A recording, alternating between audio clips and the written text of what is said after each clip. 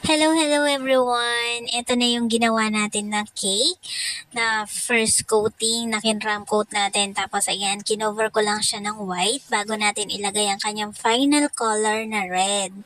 Kasi pag mga may color yung cake, ako mas gusto ko yung mga ano lang siya, yung mga light color. Para hindi siya masyadong maraming food color.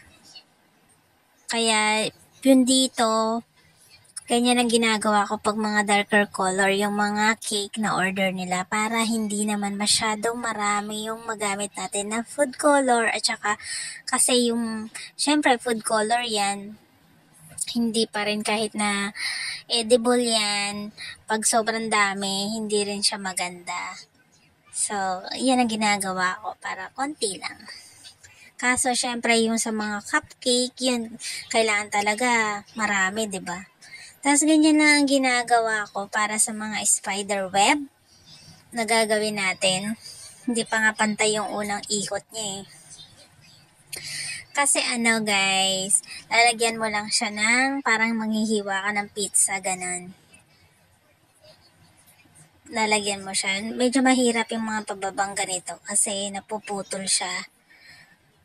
Tinry ko naman simula down patakas, mas lalo na. Lalo na siyang naputol. So, ayun, tas dinagdagan ko lang siya. Ganyan-ganyan lang ang ginagawa natin para sa wala namang perfect web, kaya carry na yan. Laban na yan, guys. Yung sa ilalim. Kasi mahirap talaga pag sa side, tapos maggagawa ka ng web. Yung gamit natin chocolate.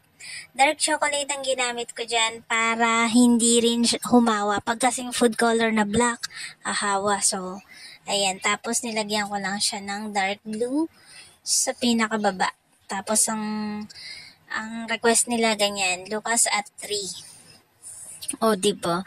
3 lang siya pero ang dami niyang cake. Ganyan, 7x4, tapos meron pa siyang number cake, at meron pa siyang cupcake. So, thank you ma'am sa pag-order. Ang kanyang request lang is Spider-Man. Ayan na siya, ang ating finished look. Diba? Nakaluhod si Spider-Man. Ayan. Thank you for watching. Don't forget to share.